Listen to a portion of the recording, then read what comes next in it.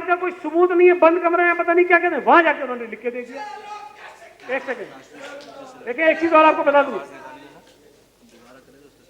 President of Pakistan रियासत का सरबराह जरूर है, लेकिन जो एग्जीक्यूटिव के इख्तियारात होते हैं वो प्रेसिडेंट के पास नहीं है, वो वजीर आजम के पास होते हैं। और कैनाल्स बनाने का फैसला करने का इख्तियार वजीर आजम के पास भी नहीं है।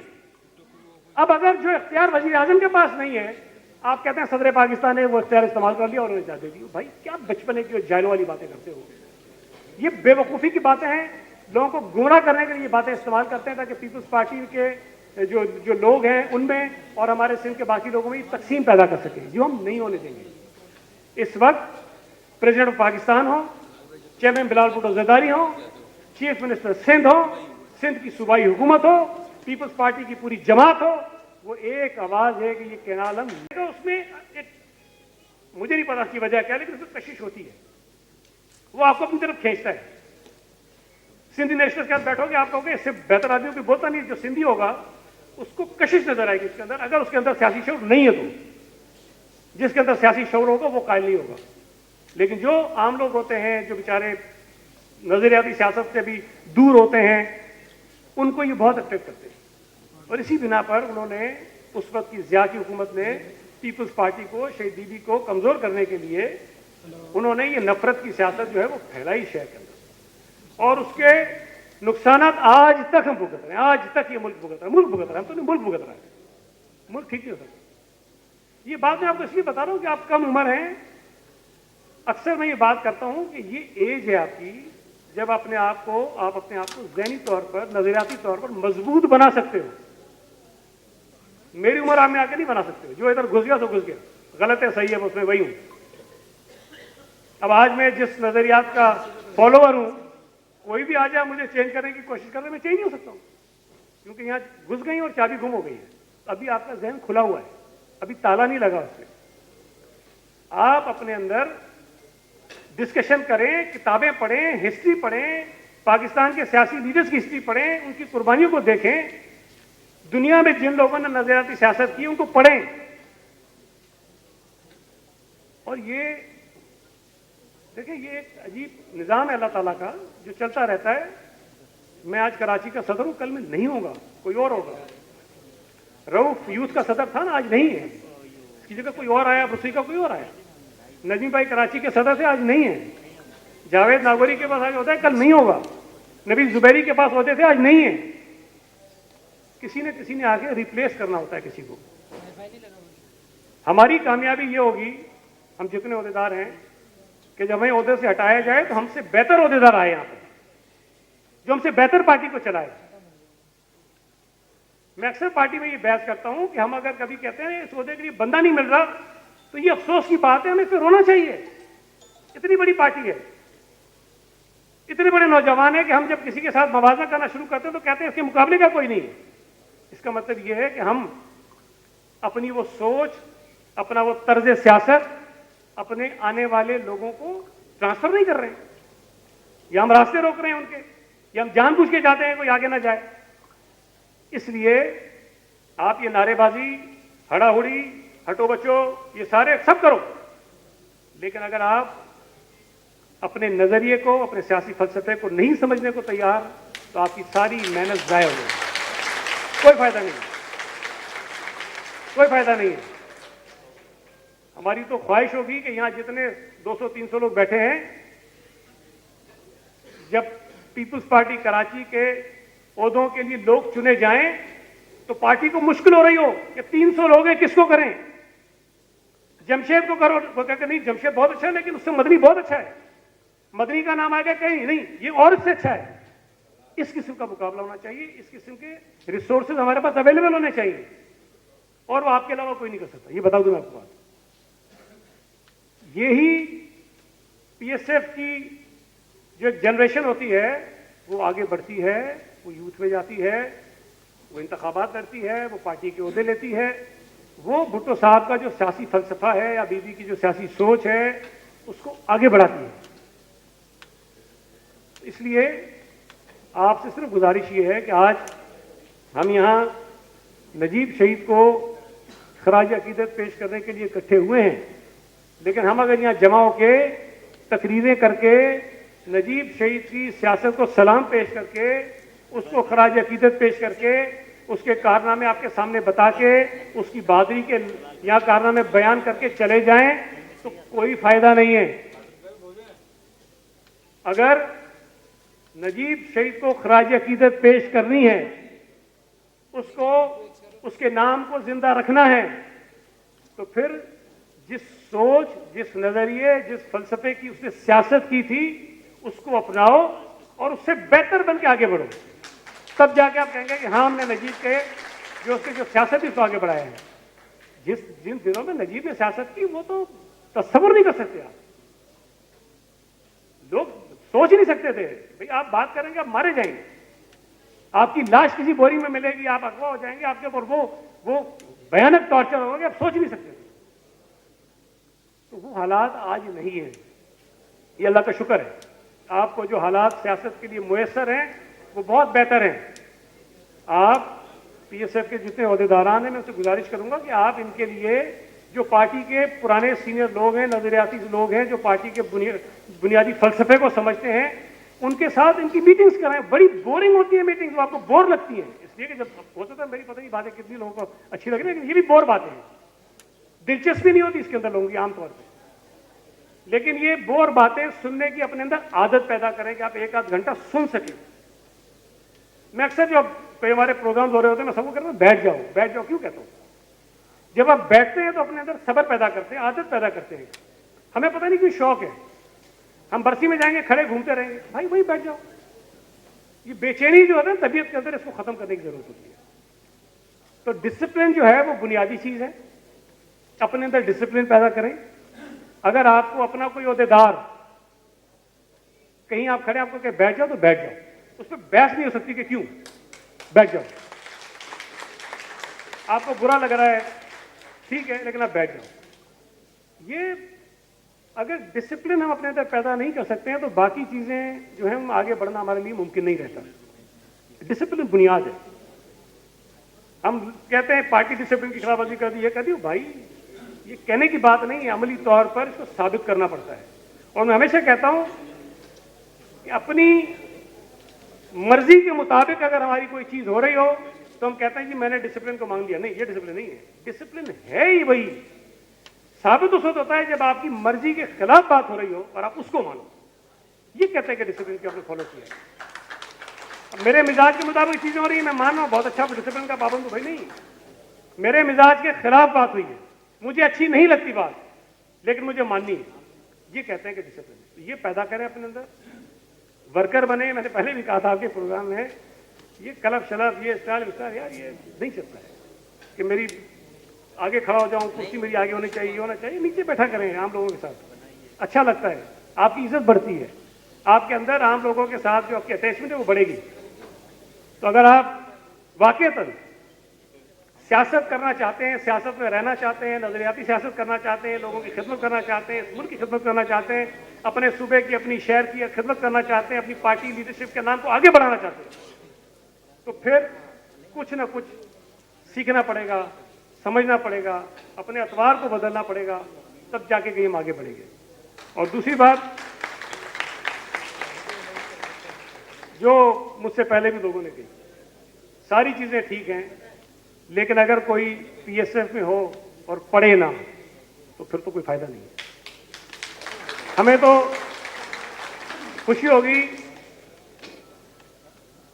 कि आप में से कोई पोजीशंस ले, अच्छी अच्छी जगहों पे तालीम हासिल करें, पार्टी का नाम रोशन करें, हम फख्र से कहें कि जी पीएसएफ का ये ओहदेदार था, उसने फलां यूनिवर्सिटी में दाखिला लिया और फलां उसने पोजीशन ली।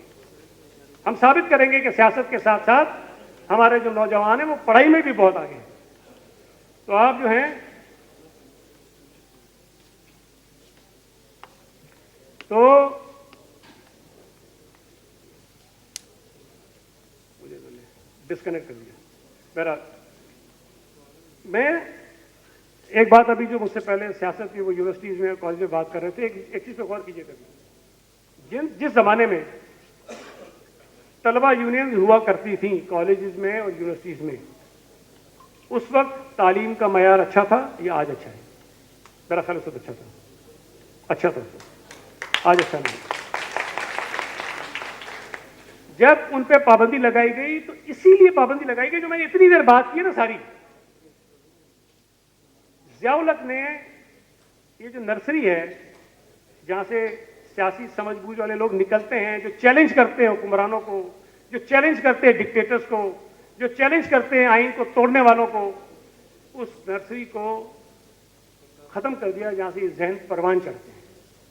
मकसद एक ही था ये, बस बाकी कुछ नहीं था। ये सब ड्रामेबाजी की लड़ाइयां हो रही हैं, झगड़े हो रहे हैं, व्यापार तो फिर भी होता रहे, उसके बाद भी होता रहे सारे, उसके बाद भी लोग मरते रहे, यूनिवर्सिटीज में नौजवान मरते रहे, सारे कॉलेज में मरते रहे, उसके बाद भी होता रहा। लेकिन उस सोच को खत्म करने के लिए उन्होंने किया और शायद वो बड़ी हद तक कामयाब रहे। हमारा पूरा मुआशरा, पूरा मुल्की सतह का जो मुआशरा है वो डीपॉलिटिसाइज हो गया, गैर सियासी हो गया। आज पीटीआई को इतनी सपोर्ट थी, लोग थे साथ उसके, मैं मानता हूं जमातें, सियासी जमातें लोगों की सपोर्ट है, लेकिन आप उनके वर्कर्स को तो छोड़े, लीडर्स के साथ बैठे, सियासत की अरिज़े का नहीं पता, आइन का नहीं पता, कानून का नहीं पता, निजाम रियासत का नहीं पता। अब अगर ऐसी सियासी जमातें, पीपल्स पार्टी को भी काउंट करें, जमात इस्लामी को भी काउंट करें, पीटीआई को भी काउंट करें, नून लीग को भी काउंट करें, जिनके करोड़ों लोग जिनके मेंबर्स हों, लेकिन अगर उनके अंदर सियासत की समझबूझ ही नहीं है, फिर कैसे वो निज़ाम चलाएंगे, कैसे वो रियासत चलाएंगे, कैसे वो मुल्क चलाएंगे? एक वो मुझे याद है, जनरल मुशर्रफ का इंटरव्यू हुआ किसी ने, जब ये शौकत अजीज़ को उन्होंने वज़ीर आज़म बनवाया था। शौकत अजीज़ का सियासत से कोई ताल्लुक ही नहीं था, बाहर से लाया उसको, थर पार कर से और पता नहीं झेलम से कहाँ से, दो जगह से इलेक्शन लड़ाया, उसको जितवाया, वज़ीर आज़म बनाया। तो एक टीवी चैनल पे इंटरव्यू हो रहा था, मैंने खुद वो सुना था। उससे उन्होंने कहा कि भाई शौकत अजीज़ को तो सियासत की अलिफ भी नहीं पता, आपने इसको वज़ीर आज़म बना दिया। तो उसने कहा नहीं, वज़ीर आज़म बन गया, सियासत भी सीख जाएगा। मतलब ये कि एक वज़ीर आज़म का ओहदा किसी भी सियासतदान के लिए सबसे बड़ा ओहदा होता है किसी भी मुल्क में, किसी भी मुल्क में, उससे ऊपर वो जा नहीं सकता है, वज़ीर आज़म बन सकता है। अब हमारे मुल्क में सियासी आमिर की ये सोच थी कि पहले उसको हेडमास्टर बना दो सियासत का, और उसके बाद कह रहा है कि नहीं पढ़ना भी सीख लेगा। तो कहीं देखिए, मैं ये कह रहा हूं कि कहीं ये आपके साथ ना हो। आप ओहदों पे आए, आपको कुछ सियासत का ना पता हो, आपको नज़्म का ना पता हो, आपको पार्टी डिसिप्लिन का ना पता हो, आपको मुल्क की आइन का ना पता हो, तो चलेगा नहीं काम। तो मेहरबानी करके आज ये तय करें कि जितने नौजवान हैं, मुख्तलिफ तालीमी इदारों में पढ़ते हैं, उनको जो भी आपका सियासी नजरिया सोच है, मैं तो कहता हूँ मुखालिफों को भी पढ़ा करें आप, ताकि जब डिबेट हो तो आप उस पर बात कर सकेंगे, नहीं तुम जो ये सोचते हो ये गलत है। इसलिए आप उसको पढ़ें, देखें, सीखें, लोगों से बैठें, मीटिंग्स करें, पुराने लोगों के साथ बैठ के जाके गपशप करें, तो जाके आपको बहुत सारी चीजें समझ में आ जाएंगी। यहां स्टूडेंट्स यूनियंस की जो बात हुई, चेयरमैन साहब ने ये ऐलान किया तो सिंध असेंबली ने करारदाद के जरिए तलबा यूनियन की बहाली की करारदाद हमें मंजूर की, और हम जेन्युइनली ये चाहते हैं कि तलबा यूनियन जो हैं वो इदारों में बहाल हों।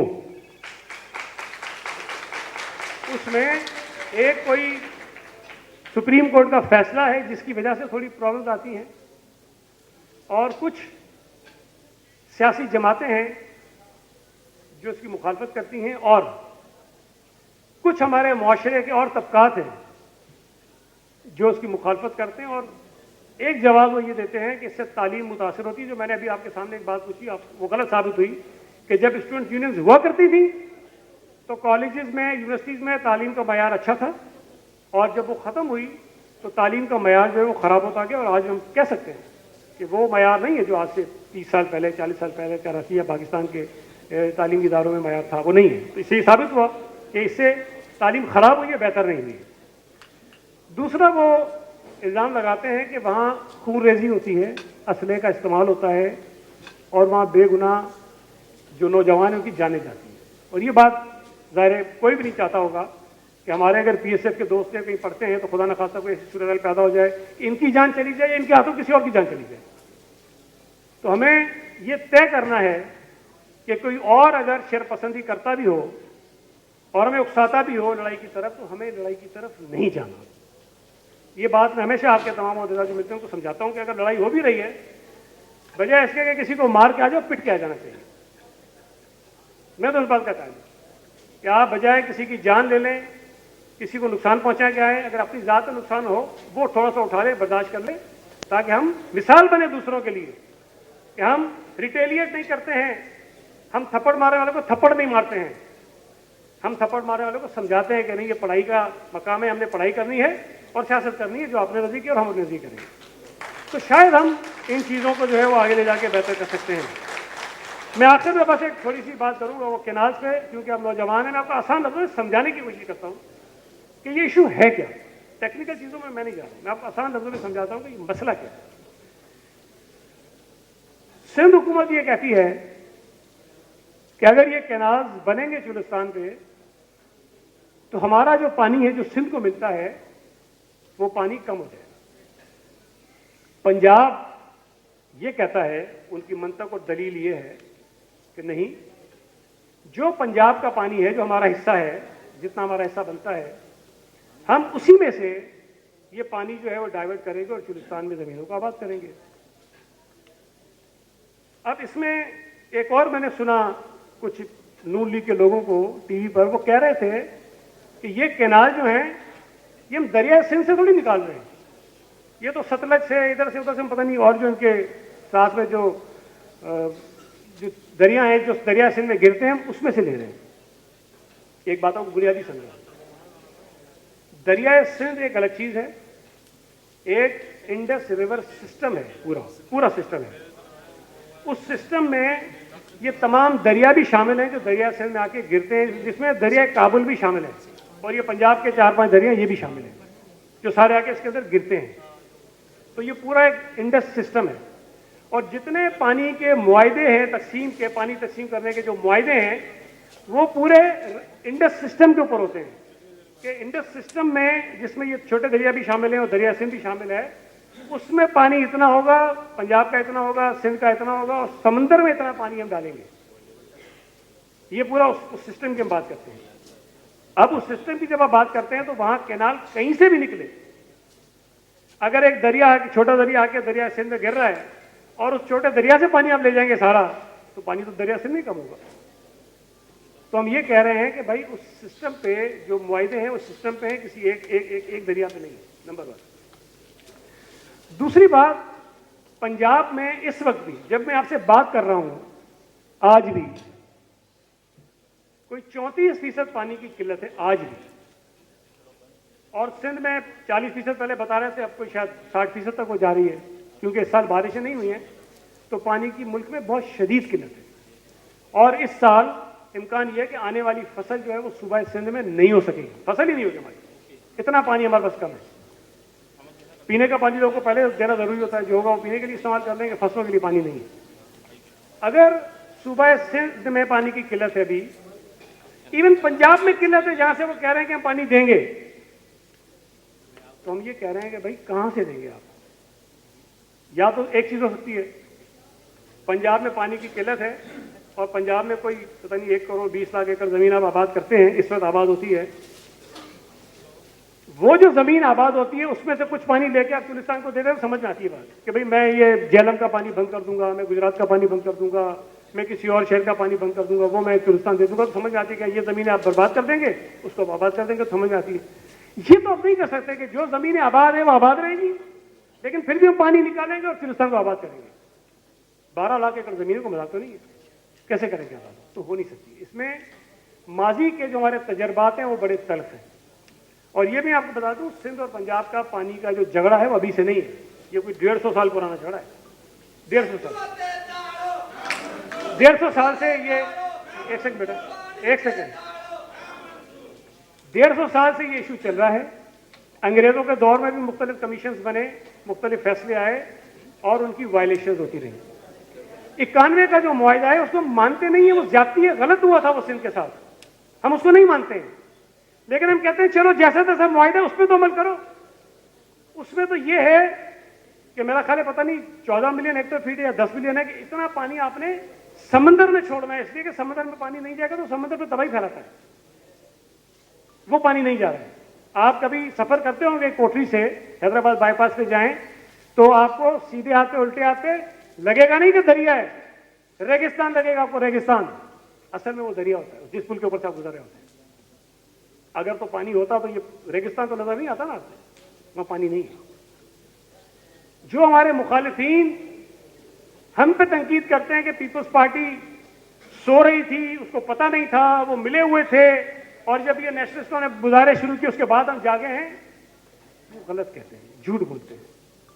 और ये बात मेरे कहने की नहीं है। जब ये किसी को पता भी नहीं था, जब पहली मर्तबा इरसा ने एनओसी जारी किया था, जो गलत था, जिसको हमने चैलेंज किया, जिसको हाईकोर्ट ने भी सस्पेंड कर दिया, वो जारी किया, उस वक्त हमने एतराज उठाया था, जब किसी को नहीं पता था कि कैनाल बन रहे हैं। और ये सारी चीजें रिकॉर्ड पर, जबानी एतराज नहीं, खत लिखे थे।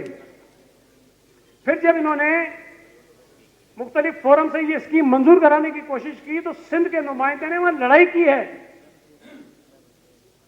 और ये मैं आपको बताऊं कि पानी पे जो इख्तलाफ होता है सूबों में, उसको हल करने की जो जगह है, जो फोरम है, वो सीसीआई है।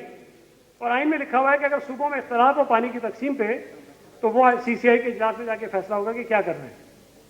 अगर हम मिले हुए होते तो सीसीआई का इजलास बुलाने के लिए तो पता नहीं हमने कितने महीनों से खत लिखे हैं कि नहीं, कई खत लिखे हैं, असेंबली में बात की है, प्रेस कॉन्फ्रेंस में बात की है कि भाई मेहरबानी करो सीसीआई का इजलास बुलाओ और इसको आइटम एजेंडे पे लेकर आओ ताकि हम उसमें बात करें, आपकी एतराज़ात जो है हम उठाएं।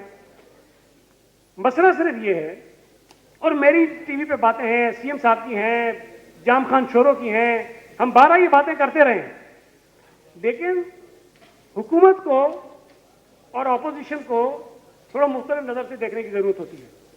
हुकूमत के पास ये रास्ते थे कि हम इरसा पे एतराज उठाएं हुकूमत के सामने, हम सीसीआई का इजलास बुलाने की बात करें, हम जिस फोरम पे इसकी अप्रूवल होती है वहां जाके प्रोटेस्ट करें, हम वजीर आजम को जाके लिखें। हुकूमत के पास ये चीजें होती हैं, ऑपोजिशन के पास ये नहीं होती हैं। तो जिसके पास जो रास्ता था मैं वो इख्तियार किया। लेकिन मैं अप्रिशिएट करता हूं उन तमाम जमातों को, उन तमाम लोगों को, उन तमाम तंजीमों को जो केनाल के खिलाफ एहतजाज कर रहे हैं, इसलिए कि हमारे और उनके मौक़िफ़ में कोई फर्क नहीं है। वो कहते हैं केनाल ना बने, हम कहते हैं केनाल नहीं बनेगा, बात एक ही। अब सोचने की बात यह है कि वो केनाल्स के इशू पे वफाकी हुकूमत से, पंजाब की हुकूमत से लड़ने के बजाय पीपल्स पार्टी से क्यों लड़ रहे हैं? अगर यहां एक तरफ पीपल्स पार्टी है, एक तरफ हमारी मुखालिफ जमातें हैं, मौक़िफ़ हमारा एक है। वो कहते हैं केनाल नहीं बनने चाहिए, पीपल्स पार्टी चोर है, पीपल्स पार्टी डाकू है, पीपल्स पार्टी मिली हुई है। ये बात करके सूबा सिंध के लोगों में तकसीम पैदा करके आप किसकी खिदमत कर रहे हैं, मुझे ये बताइए। आपको तो खुश होना चाहिए कि पीपल्स पार्टी चले, आप ये मान लो आपके बाद ही हम आए। आपकी बात हम कर रहे हैं ना, जो आप कह रहे हैं वही हम कह रहे हैं। आप कहते हैं हम ड्रामेबाजी कर रहे हैं, चलो ड्रामेबाजी के तौर पर भी हम कर तो वही रहे जो आप कह रहे हो, पब्लिकली तो वही कर रहे हैं सारी चीजें। तो अगर आप वाकईतन केनाल्स के खिलाफ हैं, आप वाकईतन ये चाहते हैं कि केनाल्स ना बने, तो मेरा ख्याल है कि पीपल्स पार्टी के बुक्स से निकलें और एक आवाज होकर सूबा सिंध के लोगों को लड़ाएं मत, उनको तकसीम मत करें, उनको जोड़ें। तो ये एक गलत तरीके से सारी चीजें फैलाई जा रही हैं। हम बिल्कुल क्लियर हैं, पहले दिन से क्लियर हैं।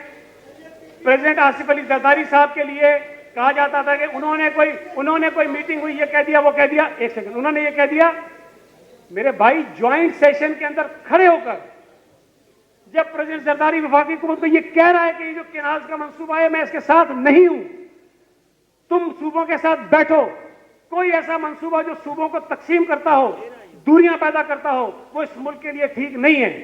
जो बात वो खड़े ज्वाइंट सेशन के अंदर तकरीर में कह रहा है, जो पूरी दुनिया ने सुनी, वो नहीं माननी। जिस बात का कोई सबूत नहीं है, बंद कमरे में पता नहीं क्या कहते हैं, वहां जाकर उन्होंने लिख के दे दिया। एक सेकंड देखिए, एक चीज और आपको बता दूं, प्रेसिडेंट ऑफ पाकिस्तान रियासत का सरबराह जरूर है, लेकिन जो एग्जीक्यूटिव के इख्तियारात होते हैं वो प्रेसिडेंट के पास नहीं है, वो वजीर आजम के पास होते हैं।